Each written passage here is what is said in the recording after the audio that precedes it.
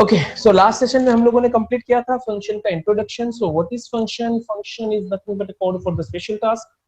मतलब हम अपने प्रोग्राम को छोटे छोटे पार्ट में डिवाइड करें, दैट इज अवर फंक्शन. हम अपने प्रोग्राम को छोटे छोटे पार्ट में डिवाइड करें बिकॉज मुझे इसको रीयूज करना है, रिकम्पाइल नहीं करना. मतलब क्या कि अगर मैंने एक बार फंक्शन बनाया, जैसे लास्ट टाइम में हमने फंक्शन डेवलप किया था ये कुछ लाइन के लिए, है ना. लास्ट सेशन में हम लोगों ने कुछ लाइन के लिए फंक्शन बनाया था, name was the Surat.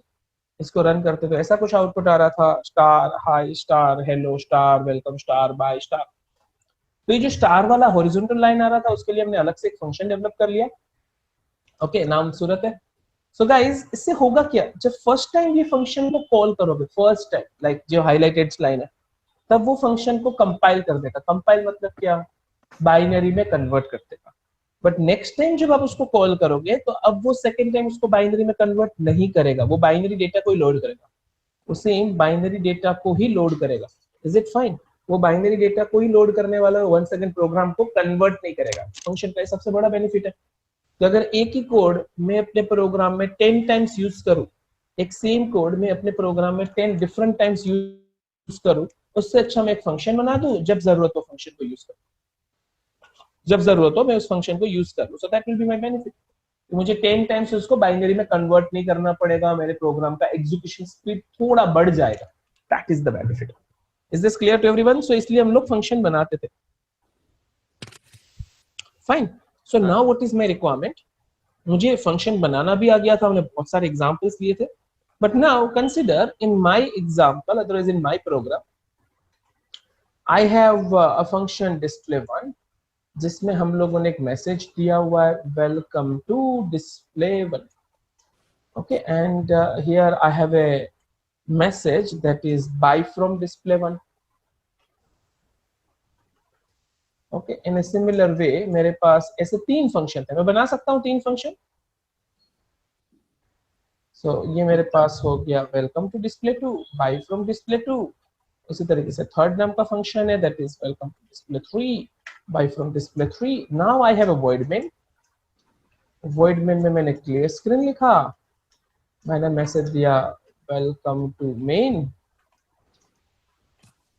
And bye from main. क्या आउटपुट आएगा? Yes Smith, Vikram.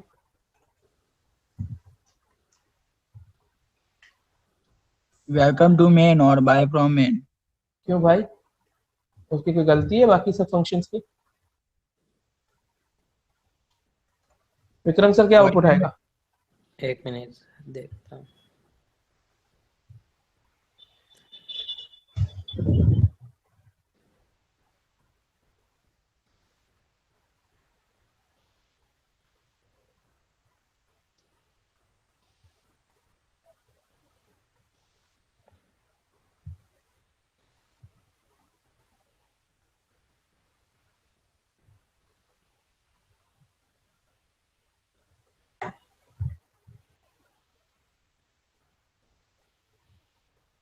Yes guys, Vikram sir. Sir खाली व्हाइट मैन वाला ही आएगा, इसमें तो हमने कुछ. बट ऑब्वियस हमने कॉल ही नहीं किया. That's it. स्मिथ सर सही थे. Welcome to main and bye from main, बहुत सिंपल सा चीज था, है ना. अब मैं यहाँ से डिस्प्ले कुछ कॉल कर रहा हूँ. What is the output? तो ये भी आएगा welcome to display3 and bye from display. Yes Smith. Welcome to main, welcome to display 3, bye from display 3 और बाय फ्रॉम मेन. हाँ दोनों. मतलब आप बोल रहे हो ऐसा कुछ आउटपुट आएगा, welcome to main, welcome to display3. देखो display3 पूरा खत्म हुआ, उसके बाद अपना लाइक मेन पे आया. हाँ नाउ गाइस, अभी पहले वेलकम टू मेन, फिर ये व्हाइट display2 का ये प्रिंट होगा दोनों. सर और पहले फिर 1 का, व्हाइट display3 का होगा. पहले 1 का, देन 2 का, देन 3 का. हाँ So welcome to main, then main and welcome and buy from 1, welcome buy from 2, welcome buy from 3 and main, buy from main. So it's quite simple. बहुत ज्यादा सिंपल है, कुछ नहीं है ना. So now इसको थोड़ा मॉडिफाई करते हैं. 1 के अंदर से 2 को कॉल करें तो अब आउटपुट क्या आएगा? तो पहले हाँ, 1 आएगा, 1 का ये वेलकम प्रिंट होगा, फिर डिस्प्ले का 2 का ये दोनों वेलकम और बाय होगा, फिर इसका ये बाय होगा। ये टॉपिक का नाम है नेस्टिंग ऑफ फंक्शन। नेस्टिंग मतलब एक के अंदर से दूसरे को कॉल करना, एक फंक्शन से दूसरे फंक्शन को कॉल करना। हाँ स्मिथ, आप एग्री हो आउटपुट से? नहीं सर, वो मैंने ठीक से नहीं सुना था। ओके, वापस बता दीजिए विक्रम सर। पहले ये वाइट मैन, एक मिनट सर, थोड़ा ऊपर कीजिए ना, नीचे का नहीं दिख रहा, सॉरी। Fine fine. वो अभी ऊपर वाला नहीं दिख रहा है, आधा आधा हो गया। एक तो आउटपुट बता दे, स्क्रीन इतनी बड़ी है नहीं तो क्या करेंगे। हाँ, पहले ऊपर का वो वाइट मैन का होगा, फिर वो 1 का डिस्प्ले होगा, फिर 1 में वो बीच में डिस्प्ले 2 का होगा प्रिंट, फिर प्रिंट 1 का ये डिस्प्ले 1 का बाय फ्रॉम होगा, उसके बाद इसका मैन का होगा। टाइम सही Done. है के सर। अंदर मुझे तो display मैं 1 एग्री नहीं हूँ आप आएगा लोग और से, 2 इसमें तो एरर है भाई, इसमें तो एरर है भाई, मैं एग्री नहीं हूँ आप लोग से। क्यों एरर है? देखो ना क्या एरर है। ओ भाई क्या है, वो बोल रहा है डिस्प्ले 2 को नहीं जानता मैं। सो गाइस, अगर आप कोई भी फंक्शन कॉल करो, जैसे देखो मैंने यहाँ डिस्प्ले 2 को कॉल किया, सो कॉल करने से पहले अपने कंप्यूटर को पता होना चाहिए डिस्प्ले 2 है कौन। void लिखना पड़ेगा। Got it? कॉल करने से पहले देखो, अब तक हम वॉइड मेन से सब कुछ कॉल करते थे, उससे पहले हम लोग फंक्शन बना देते थे। उसमें void लिखना पड़ेगा। वॉइड नहीं लिखना पड़ेगा, ये डिस्प्ले 2 पहले बनाना पड़ेगा, डिस्प्ले 2 यहाँ बनाना पड़ेगा। Is it done? डिस्प्ले 2 क्यों पहले बनाना पड़ेगा? बिकॉज डिस्प्ले 2 को जानता ही नहीं था ये टू दिस। जब आप उसको कॉल करो उससे पहले मेरे पास क्या होना चाहिए? पहले होना चाहिए। क्या वो होना डिस्प्ले चाहिए? होनी डेफिनेशन। चाहिए। डेफिनेशन बोलते हैं इसको, डेफिनेशन बोलते हैं। डेफिनेशन मतलब वो फंक्शन का मीनिंग, उस फंक्शन की व्याख्या, वो फंक्शन का coding. Okay, so now let me check. Oh now that's fine. देखो आउटपुट क्या आया। पहले welcome to main, welcome to display 1, welcome to display 2, buy from display 2, buy from display 1, and then finally buy from main. buy from main. Fine. Okay, now that's that. So that is something about actually like nesting of function. Now एक और example ले लेते हैं। अब मुझे जल्दी से answer चाहिए, and that is मैं यहाँ से display 2 से display 3 को कॉल करूँगा। Yes guys. अभी इसको डिस्प्ले 3, वाइड डिस्प्ले 3 को इससे 2 से ऊपर करना पड़ेगा सर। तो हाँ करना पड़ेगा, बट मैं नहीं करना चाहता। तो अगर नहीं करने चाहते आप, मतलब कॉलिंग से पहले डेफिनेशन नहीं बनाई, तो आपको उसको डिक्लेयर करना पड़ेगा। भाई ऐसा तुझे मिलेगा, ध्यान रखना। देखो डिक्लेयर किया मैंने सिर्फ डिक्लेयर किया, void display 3 semicolon, that's that, just check. आएगा ठीक है। सो अपने फंक्शन बनाने के टाइम अगर आप कोई भी फंक्शन डेवलप करते हो, so what is function? The function is code for specific task, that is function. Code for specific task, that is function.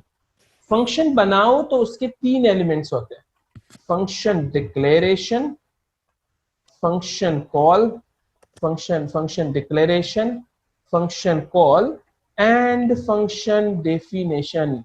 Function definition 3 चीजें होती है function, function declaration, function call and function definition. Declaration is optional, declaration is optional. कब optional है? If we define, if user define function before function calling, मतलब पहले आप बना दो बाद में उस फंक्शन को यूज करो, तो डिक्लेरेशन करने की जरूरत नहीं है।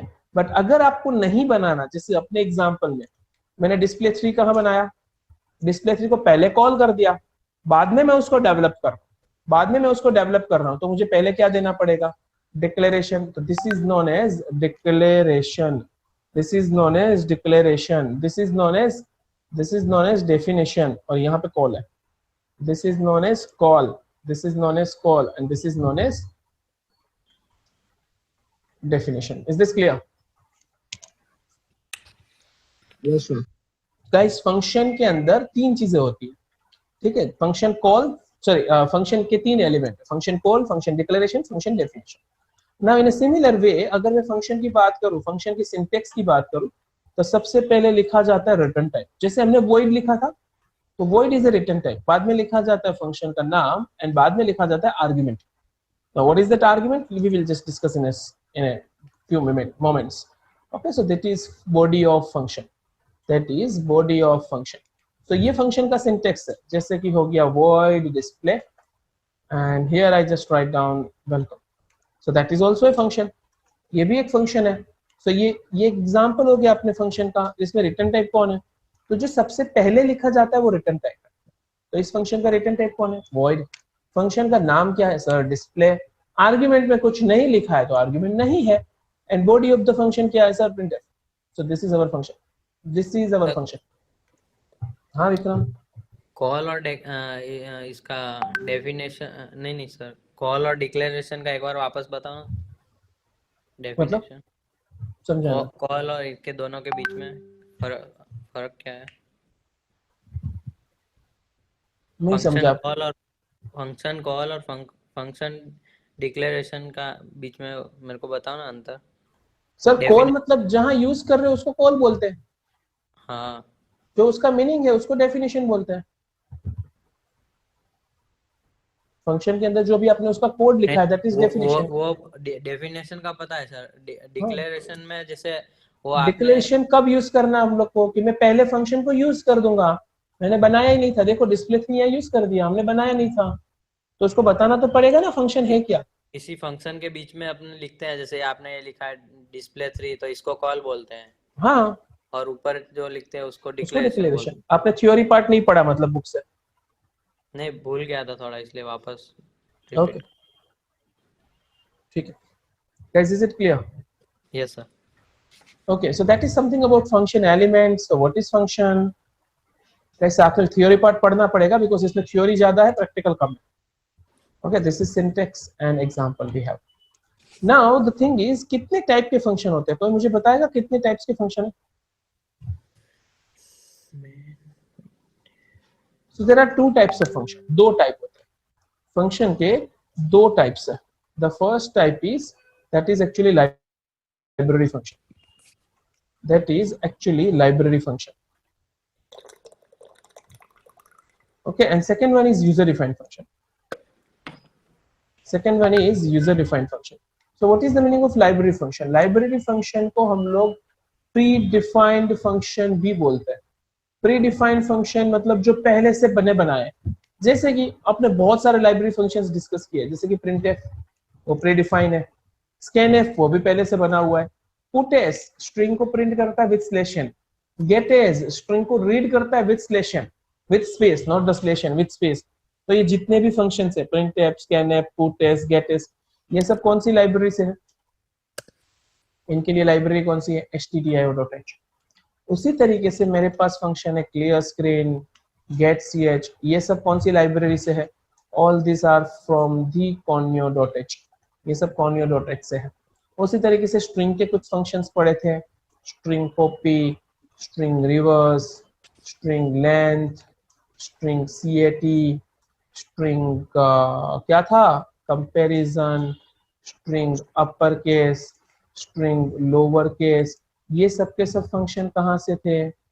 string.h से. ठीक है, तो बहुत सारे फंक्शंस हमने डिस्कस किए. तो ये जितने भी फंक्शंस हमने डिस्कस ऑलरेडी किए हैं, जिसका ऑलरेडी मीनिंग कहीं ना कहीं लिखा हुआ था, और एक हमने और पढ़ा था stricmp, है ना. तो ये सब फंक्शंस को लाइब्रेरी फंक्शंस बोलते हैं. एंड लाइब्रेरी फंक्शंस के लिए कोई ना कोई लाइब्रेरी अवेलेबल है. लाइब्रेरी फंक्शन के लिए कोई ना कोई लाइब्रेरी अवेलेबल है. That is actually known as library function और predefined functions. And user defined function मतलब जो यूजर डिपेंड करता है, जो यूजर डिफाइन करता है, डिपेंड्स ऑन यूजर. आप अपनी रिक्वायरमेंट के हिसाब से बना सकते हो. That is user defined function. जैसे कि मेरे पास क्वेश्चन है void main, यूजर डिफाइन या library? Library. Is it library? Yes sir. Okay, anyone? Vikram? Sir okay, let us just say मैं आपको विक्रम को बोलता हूँ, विक्रम सर आप हाई प्रिंट कर दीजिए. विक्रम सर ने ऐसा लिखा, हाई प्रिंट कर दीजिए. विक्रम सर का प्रोग्राम डन. मैंने अभी स्मिथ को बोला, स्मिथ सर हाई प्रिंट कर दीजिए. तो स्मिथ सर ने कुछ ऐसे लिखा. तो इसका आउटपुट क्या आएगा मुझे बता सकते हैं? What is the output of this one? What is the output of this one? Same ही आएगा सर दोनों का। सेम ही आएगा। तो अभी डेफिनेशन अलग है या सेम है? दोनों ये साथ में डेफिनेशन आएगा, अलग अलग है, दोनों का डेफिनेशन अलग है। देखो यहाँ एक ही प्रिंटफ स्टेटमेंट यूज किया था, यहाँ मैंने दो प्रिंटफ स्टेटमेंट यूज किया। That means what?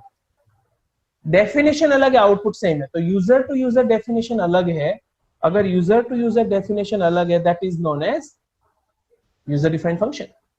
That is known as user defined function. अगर कोई मुझे बोलता है कि सर आप हाई प्रिंट करें, तो मैं क्या करूंगा? मैं तो ऐसा कुछ करने वाला हूं, void display printf high, then void main, and I will just call display.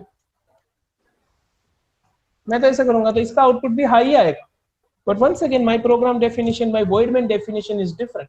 So guys void main एक यूजर डिफाइंड फंक्शन, वो यूजर टू यूजर डिफरेंट होता है, मतलब यूजर पे डिपेंडेंट है। सो void main को यूजर डिफाइंड फंक्शन बोलते हैं। Okay, the difference on a user definition depends on a user, so that is actually known as user defined function.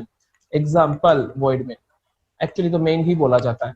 Okay, so main is a user defined function because the definition is different, user to user definition different। but obvious, आप जब run करने के लिए बोलोगे, तो आप अपना program run करने के लिए किसको दे रहे हो? अब अपना प्रोग्राम एग्जीक्यूट करने के लिए किसको दोगे? बट ऑब्वियस, मैं अपना प्रोग्राम एग्जीक्यूट करने के लिए दूंगा अपने कंप्यूटर को। सो कंप्यूटर को पहले से पता है कि मैं void main को एक्सेस करूं। ओके, इसीलिए मुझे void main लिखना पड़ता है। जनरली यूजर डिफाइंड फंक्शन का नाम भी अपने ऊपर होता है, जैसे कि मैंने यहाँ डिस्प्ले लिखा, आप इसकी जगह एबीसीडी लिख दो, दैट्स योर चॉइस। ये अपने ऊपर था ना कि नाम क्या रखे। तो void main में एक ही चीज का प्रॉब्लम है, नाम चेंज नहीं कर सकते। क्यों नाम चेंज नहीं कर सकते? क्यों नाम चेंज नहीं कर सकते?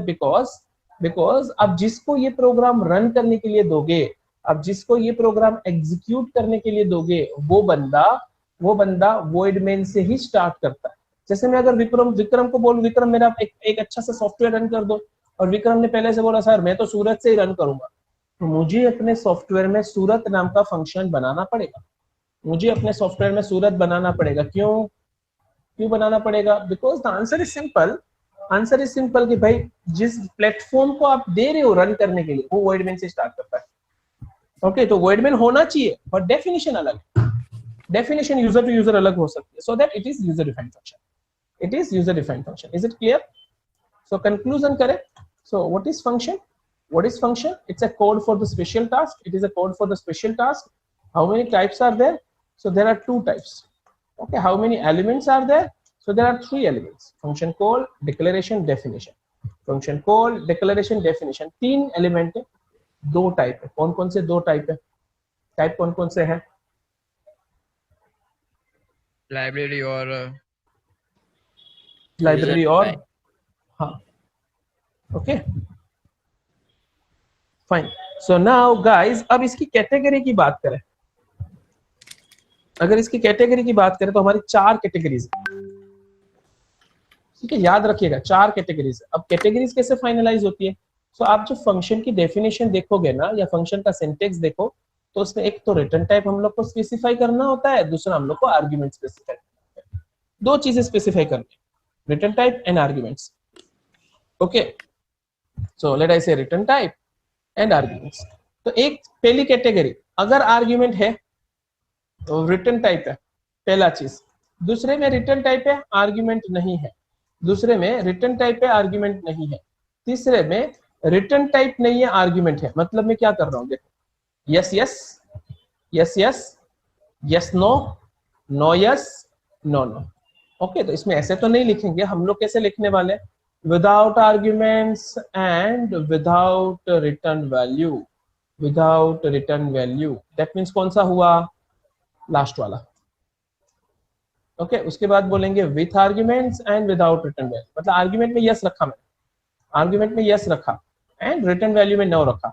यहाँ पे लिख देते हैं without arguments with return value and without arguments without. That means like third one is this one and fourth one is this one. Is it clear? ये समझेंगे हम बहुत डिटेल में, बट आई होप कि आपको नाम समझ में आ गया, नाम याद रहे कि मैंने कैसे बनाया इन सबको। तो पहली चीज हो गई without arguments without return value, with arguments without return value, without arguments with return value, finally without argument without return. Okay last वाला मैंने विदाउट विदाउट कर दिया, it is actually with with. Okay ये एक्चुअली विथ विथ है, so with argument with return. पहली चीज में no no, that means without arguments without return value, सिर्फ नाम याद रखने के लिए। रिटर्न वैल्यू में नो रखा, सो यहाँ विदाउट रिटर्न वैल्यू। आर्गुमेंट्स में यस रखा, so with arguments without return value. Then yes no, yes no मतलब रिटर्न वैल्यू है, आर्गुमेंट नहीं, बात है दोनों yes yes. Is this clear? तो हमारे पास 4 कैटेगरीज है, दैट्स इट, इतना से याद रखना है। ये लास्ट वाले में भी यस यस है, इसलिए विथ रखा है विथ आपने। विथ और ये सेकंड लास्ट में यस नो है, तो यहाँ पे विदाउट है, यहाँ पे भी सर with है। आर्ग्यूमेंट्स में नो रखा है ना, तो यहाँ पे विदाउट। तो यहाँ पे फर्स्ट तो यस है ना, इसके लिए विदाउट। वो रिटर्न टाइप के लिए है ना यस, तो उसमें यस यहाँ पे लिखा ना, अच्छा अच्छा, उल्टा हो गया। कॉलम उल्टे लिखे हैं। हाँ ठीक है, ऐसा हो तो यहाँ पे कर देते हैं। नहीं समझ गया। मतलब इट्स कंफ्यूजन हो तो ये कर लेने का, ठीक है। तो अभी नो नो, ये दोनों को उल्टा कर देते हैं, फाइन। सो इतनी कैटेगरीज है हमारे पास। एंड गाइस अगर आप कोई ऐसा बोले कि सर अब जैसे लाइब्रेरी फाइल की बात हुई हमारी, तो क्या हम लोग खुद की लाइब्रेरी फाइल बना सकते हैं? क्या हम खुद की लाइब्रेरी फाइल बना सकते हैं? So let me check. मैं क्या कर रहा हूँ, मैं लाइब्रेरी बनाने की ट्राई कर रहा हूँ। So let I just do one thing. मैंने एक नया प्रोग्राम बनाया और उसमें तीनों फंक्शन को मैं कॉपी पेस्ट करता हूँ। तीनों फंक्शन को मैं कॉपी पेस्ट कर रहा हूँ। कौन कौन से? display1, display2, display3, तीनों फंक्शन को मैंने कॉपी पेस्ट कर दिया। Now let me just save this. तो हम लोग सेव कर देते हैं test.c से, नाम कुछ भी रख सकते हैं, मैंने रख दिया test.c, test.c। Is it clear? Now let me just start working with this. So void main। अब मुझे अपने 3 फंक्शन चाहिए। कौन कौन से 3 फंक्शन चाहिए? मुझे display1 एक्सेस करना था, मुझे display2 एक्सेस करना था, display3 एक्सेस करना था। सो अगर मैं ऐसे बोलूं ना भाई तू रन हो जा, तो एरर देगा, मैं रन नहीं हो रहा भाई। बोलो मैं जानता नहीं हूँ कौन है display1, display2 कौन है, display3 कौन है, मैं वर्क नहीं कर रहा, तो मुझे पता ही नहीं है सब कौन है, क्योंकि मुझे आइडिया ही नहीं है सब कौन है। So what we can do, हम लोग ने अपनी लाइब्रेरी बनाई थी। What is our library? So void main से ऊपर लिख देंगे ना, लाइब्रेरी का नाम क्या था? Include test .c। oh now it's works fine, is it done? so अब ये सही से वर्क कर रहा है। is it clear guys? Yes. ठीक है, आई होप समझ में आया। तो लाइब्रेरी कैसे बनानी है? सिर्फ फंक्शन बना दो, बट इंक्लूड करने के लिए हम एंगुलर ब्रैकेट यूज नहीं करेंगे, double quotation use. Generally library को इंक्लूड करने के लिए हम ग्रेटर देन लेस देन की साइन लिखते हैं, बट अभी हम लोग क्या लिखेंगे? We will just write down double quotation. I hope this is also clear, कोई प्रॉब्लम नहीं है यहाँ पे। सब वो लेते हैं ग्रेटर देन लेस देन, तो उसमें एरर क्या? आएगी। वो उनकी इनबिल्ट लाइब्रेरीज के लिए सिंबल्स है, हमारे लिए नहीं है। अच्छा, ये हमारे खुद की पर्सनल बनानी हो तो अच्छा ठीक है, ओके। फाइन। अब गाइस मैं एक फंक्शन पे वापस आता हूँ, दैट इज void line।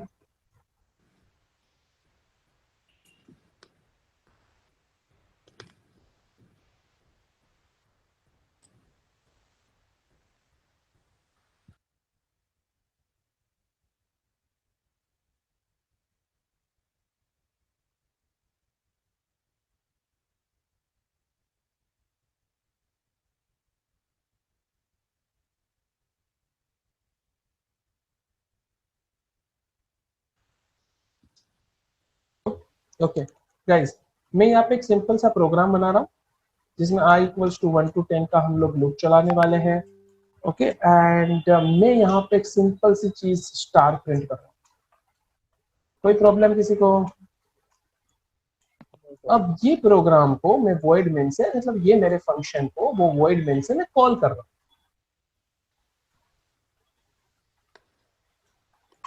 ठीक है, सो इसको हम सेव कर देते हैं f10.c, रन करते हैं, आउटपुट क्या आएगा? 10 स्टार्स।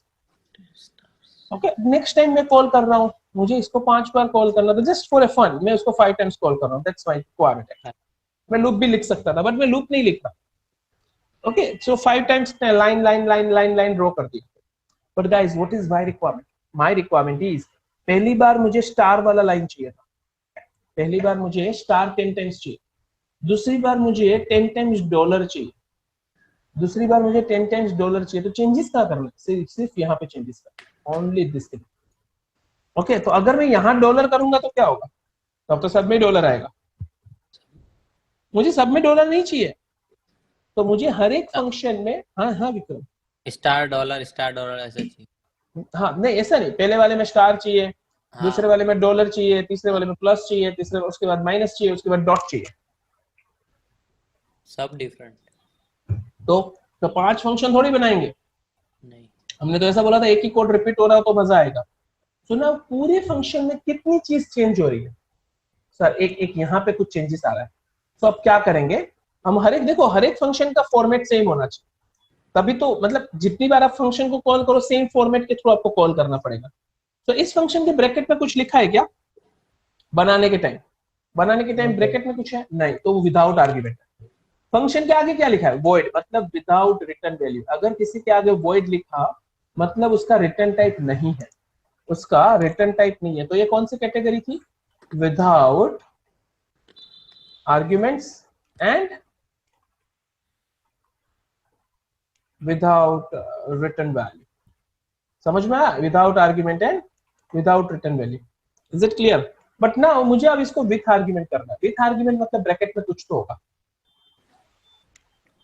एक मिनट, मैं पहले पुराने प्रोग्राम में माइनर चेंज कर दूं, यहाँ स्टार भूल गया था। ये पुराना तो समझ में आया, without argument without return value.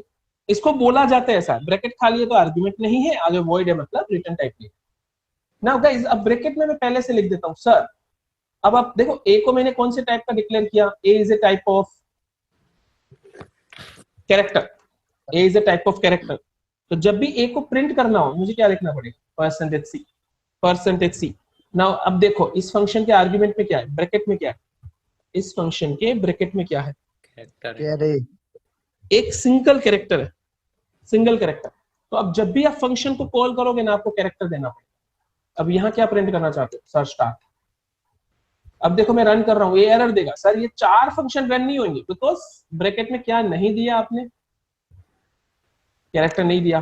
So let I firstly comment this. मैं इसको एक बार कमेंट करके चलता हूँ, ठीक है, बाद में देख लेंगे। पहले तो अपना वो काम हो रहा है, स्टार आ रहा है, ओ यस इट्स लुक्स फाइन। कैसे हो रहा है कि सर लाइन को कॉल कर दे, हम लोग लाइन को कॉल कर दे और ये जो स्टार है वो किसमें स्टोर हो जाएगा? फर्स्ट लाइन में। लाइन में थोड़ी, वो किसमें स्टोर हो जाएगा? ए में। हाँ ए में। तब आप यहाँ पे कितने टाइम्स ए को प्रिंट कर रहे हो? 10 टाइम्स, मतलब आउटपुट क्या आएगा? 10 टाइम्स स्टार। अब जैसे ही फंक्शन कंप्लीट ए की वैल्यू डिलीट हो जाएगी। So now what I want to do, मुझे दूसरी बार में क्या ट्रांसफर करना था? सर मुझे तो डॉलर प्रिंट करना। सो क्या लिखेंगे? सिंगल कोटेशन में डॉलर, सिंगल कोटेशन में प्लस, सिंगल कोटेशन में जो भी आपको प्रिंट करना हो। सिंगल कोटेशन क्यों? Because it is a character. Fine, I hope that is clear. Sir इसमें जैसे स्टार 10 टाइम चाहिए, ये 9 8 ऐसा ऐसा भी कर सकते हैं, ऐसा भी कर सकते हैं हम लोग। जैसे वो एक्चुअली मैं बोलने ही वाला था कि ये मेरी रिक्वायरमेंट है। तो मुझे एक्चुअली ये भाई साहब 50 टाइम्स चाहिए, तो मैं यहाँ से 2 वैल्यू पास कर दूंगा। तो आपको पहले से ही फंक्शन बनाना है 2 वैल्यू के साथ। तो लूप अब मैं n टाइम्स चलाऊंगा। अब पहली वैल्यू कैरेक्टर है, ओके। दूसरा मुझे चाहिए 23 टाइम्स, तीसरा चाहिए मुझे सिर्फ 2 टाइम्स, फोर्थ वाला चाहिए 4 टाइम्स, फिफ्थ वाला चाहिए 6 times. So that is also with arguments without return value. That is also with arguments without return value. Is it clear? Yes sir. हाँ सर। तो सर अगर दोनों तरफ से ऐसा छोटा होना हो तो वो तो अपने को अपने सिस्टम के हिसाब से बाद में देना पड़ेगा ना। मतलब वैल्यू जिस हिसाब से आपको चाहिए वैसे हिसाब से आप आर्ग्यूमेंट दो। वो तो अपने ऊपर डिपेंड करता है ना, हम वैल्यू कैसे पास करें। हमको सिर्फ वैल्यू पास करना सीखना है। लॉजिक चीज तो हम लोग देख ही नहीं रहे ना, लॉजिकल पार्ट हमने कहाँ देखा है? सही। तो ऐसे ही तुक्के मार के वैल्यू पास की थी, हम लोग सिर्फ सीख रहे हैं वैल्यू कैसे पास करें। जैसे देखो ये अपना जो प्रोग्राम था,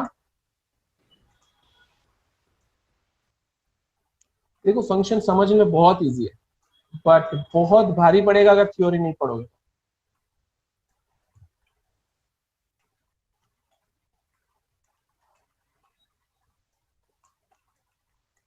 ठीक है, मैं ऐसा कुछ प्रोग्राम बना रहा हूँ f12.c, it is already there, f13.c, fine.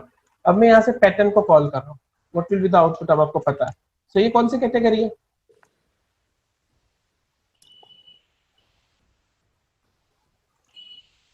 कौन सी कैटेगरी है? विदाउट विदाउट आर्ग्यूमेंट और विदाउट रिटर्न वैल्यू, दोनों विदाउट है। ओके, बट मुझे ऐसा करना था कि लाइक ये जो स्टार प्रिंट हुआ ना, मेरी मन मर्जी प्रिंट होना चाहिए।